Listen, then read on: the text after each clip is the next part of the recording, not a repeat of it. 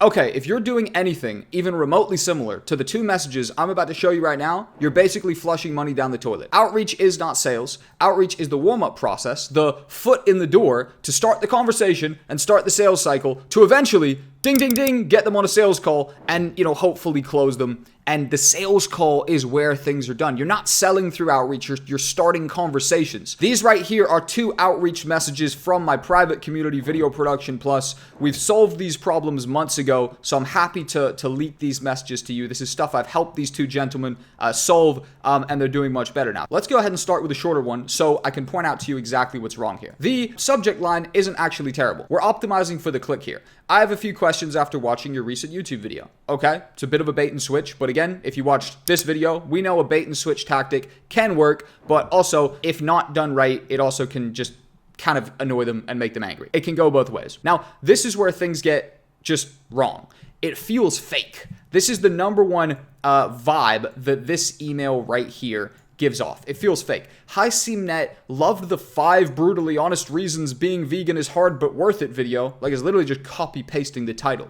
If someone actually was being genuine and they messaged the creator saying they liked their video, they'd be like, yo, what's up, Jack? I loved the vegan video. It was great, bro.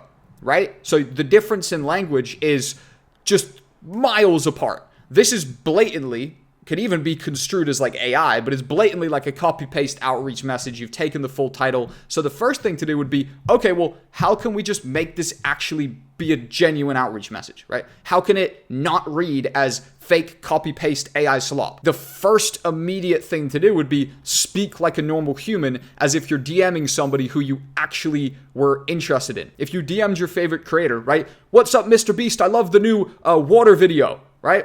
You wouldn't copy paste the title and literally say, what's up, Mr. Beast? I loved the new 2 million people get clean water for the first time, !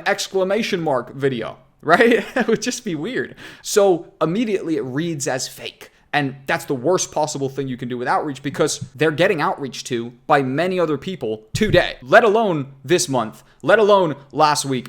Literally today, as you send your outreach to that prospect, hoping to get them to part with some of their hard-earned money in exchange for your service, there are dozens, if not hundreds of other people also trying to target that person over the course of the next week, the next month. And it's been happening forever. They've seen it. And this applies even more so to the more seasoned creators who get hundreds potentially a day. And because of that, we need to cut through the fat. We need to look genuine. Bonus points if it doesn't just look genuine, it is genuine, right? Ideally, that should be what you're going for. But immediately this reads as fake. Immediately this reads as something that is an outreach message. It's going to ick them. It's going to give them an ick. They're going to feel weird about it. And they're going to put you in the same bucket as all the other outreachers. And they're going to probably ignore you. They're going to read that line, click off, not even care. Major, improvements here is your outreach should not feel like outreach. It should feel genuine. It should feel like a conversation starter, and it should just honestly optimize for the response. Because once you have your foot in the door, then you can begin to move them through the sales cycle, and give them some free value, or drop some pain points that they're dealing with and how you can solve it, or drop a case study, or drop some social proof, etc., etc., etc. But if you don't get the response because they thought you were icky and they thought you were fake, then you can never even move them through the process and you just lose them. Next up, the big message. Re-edit of your 6K plain food video, an idea for taking it further. Genuinely not a bad subject line. Could it be a little bit less wordy? I made you a free re-edit of the plain food video. Bang. Amazing. If you remove the word 6K, it's not like they're not going to know what video it is. It is their video. So honestly, the subject could just be re-edit of your plain food video, I made it better. Or re-edit of your plain food video, check this out. And it's like, okay, well, I know I made the plain food video. I'm the creator, so I'm going to click on it. Let's have a look. You've piqued my interest a bit. The subject line should just optimize for the open. We want them to open it. If they don't open it, doesn't matter what we have here. So not a bad subject line, but it could be a little bit less wordy. Hi, Harrison. Been loving your content lately. The ideas you explore are genuinely fun to watch. Now, I don't like that because, again, it feels fake. Yeah, it just doesn't kind of read like a normal human. So it's like, yo, Harrison, the new video was a banger, but there was almost no storytelling structure to it. Was that intentional? Oh, all of a sudden, you're asking them a question. Oh, was that intentional? I don't know.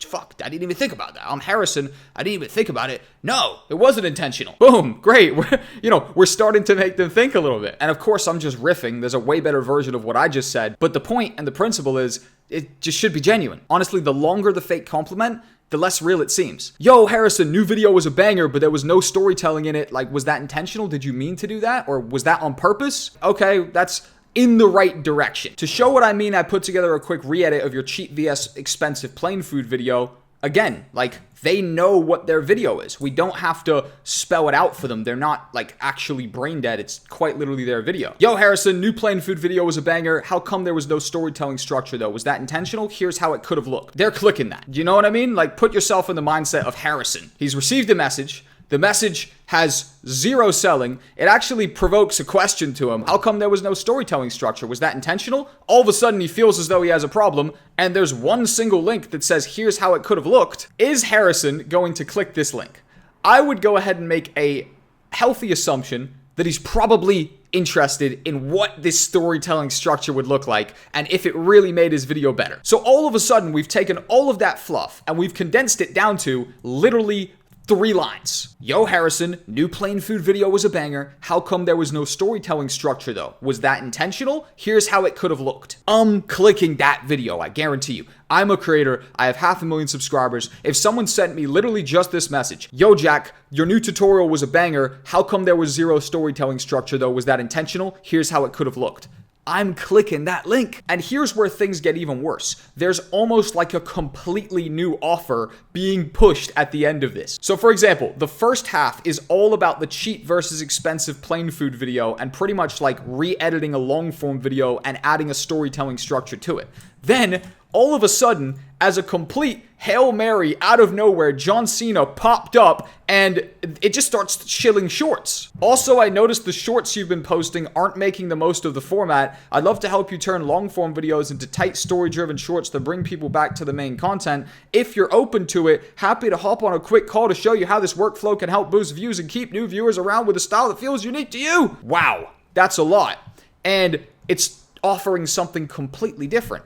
And then without them ever responding, we're already expecting them to book a call. This is not how real, conversations start. Imagine you just walked up to somebody in the street and said, yo, I think I can make your content better. Here's my phone number. Let's have a meeting on Thursday. They'd be like, yo, who the fuck is this guy? And that's just not how real social interactions are done. Instead, right? Imagine you went up to that same person on the street and said, yo, what's up, Harrison? I saw your new video. Look, check this out. I actually made a re-edit. That's so funny. I saw you. Have a look at this. Then they watch it and they're like, oh, that's actually so much better. And then you transition the convo into, yeah, I'm actually a freelance editor. Like, maybe we could work on something together. Yeah, cool. Here's my phone number. Let's have a call on Thursday. That's a different vibe right there. They've come to that conclusion through evidence that you're actually a talented person and they're on your side now. So this entire part right here needs to be cut. The call link shouldn't even be there. That should be something that you guys agree on in message 2, in message 3. Let's say they responded positively to this and said, this is awesome. I'd love to work with you. Or this is awesome. I'd love to give you a trial. This is awesome. I'd love to see how you handle my next video. Well, then you move into dropping a Calendly link. Sweet. I'd love to work on the next video with you. Here's my Calendly link. Let's have a little chat about, what it's going to be and we can kind of strategize how we're going to go about this video.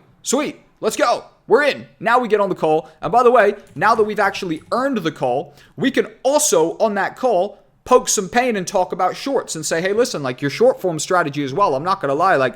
I like your videos a lot. Your short form strategy sucks. You're not doing any major shorts. There's so much room for us to take these long form videos that I'm going to be creating for you, make a bite-sized version. You can do that in a much less formal environment, which would be the call, instead of over email, which is probably just going to turn them off. This one can pretty much be boiled down to cut the fat. This entire massive message here, which how many characters is this, could honestly be condensed down to this message that I wrote here. Yo, Harrison, or by the way, that's my language. So you could say, hey, Harrison, or hi, Harrison, or what's up, Harrison? The new plain food video was a banger. How come there was no storytelling structure, though? Was that intentional? Here's how it could have looked. Because outreach isn't sales. It's really just a glorified conversation starter, and we want it to be genuine, and we want it to honestly just get our foot in the door.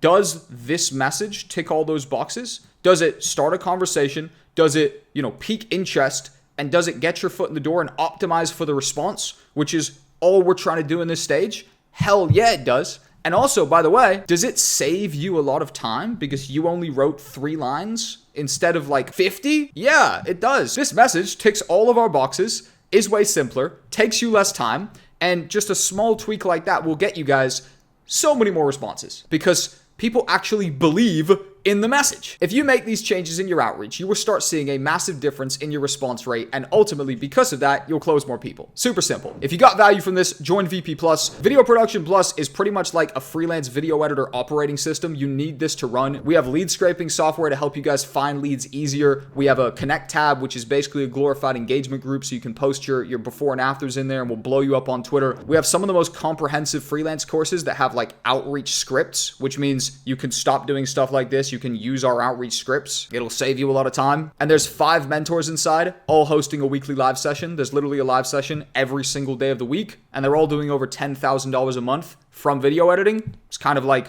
get 5 mentors for the price of 1, and a bunch of software that saves you time, and a custom freelance dashboard that tracks how many jobs you've worked, tracks what your hourly rate is, gamification on the leaderboard so you can see who's killing it, compete with them, friendly competition. It makes you work harder. Yeah, it's stacked. 3 codes on the screen right now. You'll be able to join for your first month for 50 instead of 75. That's only for the real ones that made it to the end of the video. Jump in VP Plus and I'll see you inside. Peace, guys.